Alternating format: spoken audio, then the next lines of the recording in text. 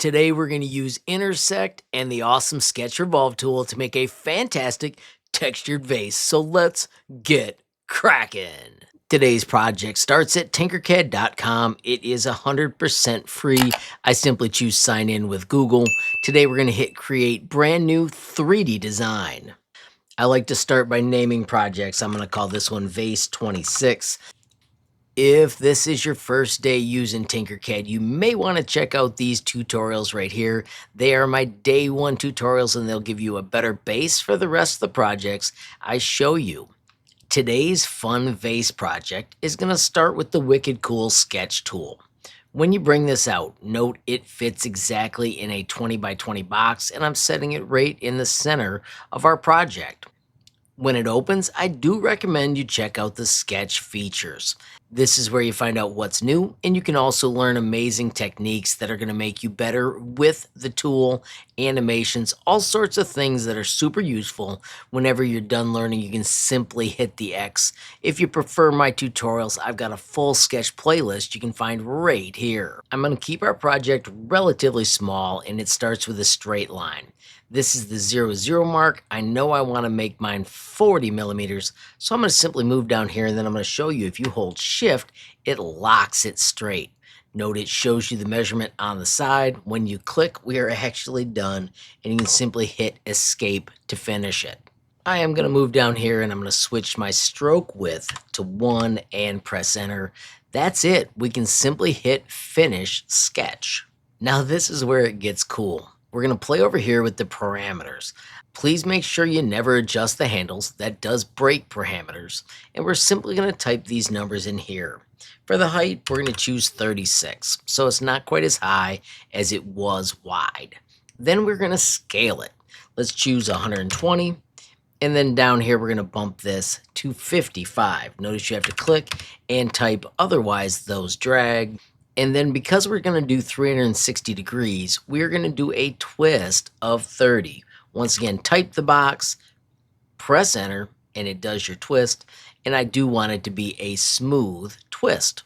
Notice that gives us a pretty fancy shape that would have been really hard to build with Tinkercad before the sketch tool arrived. Now here's where it gets kind of fun. Do Control D, do the mirror tool, and flip it so it's going both ways. I'm going to choose to make one blue, and I'm going to choose to make the other gold, just for fun.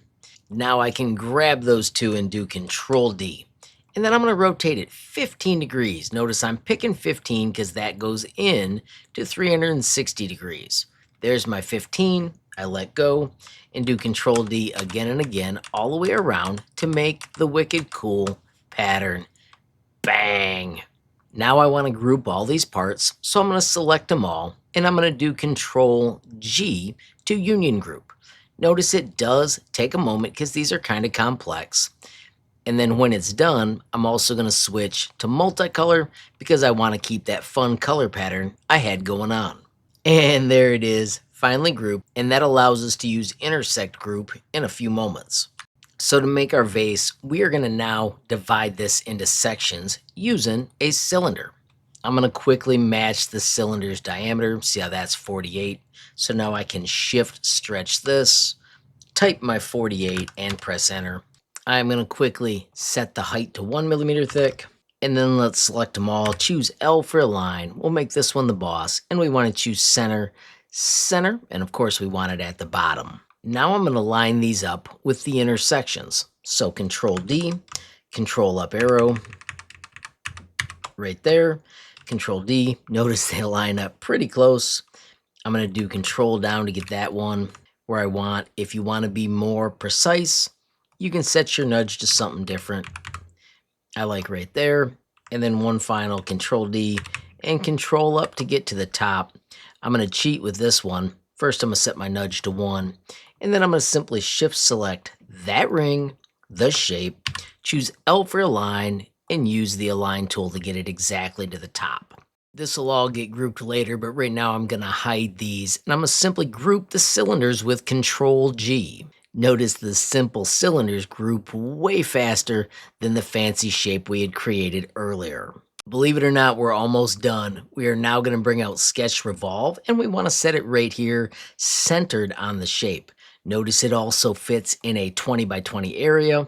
And then when you've got it like this, you can actually see where the other shapes line up. I want to build inside the shape, so I'm going to set my nudge to 0.5. That allows me to easily find the 0.5 millimeter mark right there. And then I'm going to move up to the 0.5 millimeter mark here. Notice I'm finding this beam and the half. And I'm going to press number 2 to make a sweet curve. Now notice when I grab this, I am going to hold and twist so that it's pointing straight out. I just want to find the arc that I think is awesome. I'm going to go right there. And then I'm going to hit number 1 to switch back to a straight line. And I'm just going to move up to one of the half marks above the vase. Bang. When I hit escape, the part finishes. I'm going to go down to the stroke, and I'm going to set it back to that one that I was using for the rest of the project.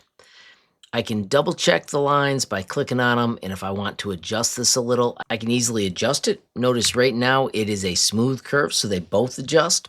I'm going to do Control Z, and I'm going to hit number 3 to make it a broken curve. That way when I use the handles, I can get the exact sweep that I want for this shape. Right here, when I'm happy, I simply hit Finish Sketch, and I'm just going to quickly move the sides up to the max. And there we are, almost done. I do want a second one of these, so I'm going to do Control D. I'm going to move it to the side. We need to grab all of these pieces and do Control G for one final union group. Notice it does take a moment. Now we can grab those two parts, choose L for a line, make this one the boss, center, center, and of course put it to the bottom. And when we do Control I to create an intersect group, once again, it is complex, so make sure you're patient. On my PC, this was just south of 60 seconds. Bang! You have got a fantastic and nearly impossible shape. How cool is that? Intersect group, a Boolean operation where everything groups and the only thing left is where they were both touching. So that's why the cool shapes right here now have the awesome curves that we made on this shape. Once again, massive shout out to ZDP189 for showing me this skill, and I hope you guys have a blast with it as well. All right, so now let's take this fun shape and turn it into a vase. I'm going to go back to our original Sketch Revolve, and I want it to be a little thinner than it was. So all I'm going to do is click on the shape, make sure my nudge is at 0.5, and I'm going to nudge it in 0.5 millimeter. When I hit Finish Sketch, we can switch the colors. This makes it show up better. I'm going to make this a yellow. I'm going to make this the blue. And if we grab the two of them and choose L for a line, I'll make this one the boss, and choose center, center.